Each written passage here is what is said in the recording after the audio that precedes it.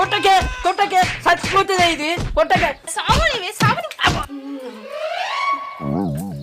అబ్బా చచ్చిపోయినట్టున్నదే నీ అవ్వ ఏంటిదే చచ్చిపోయింది ఎటు వాడితే అటు కొడతారు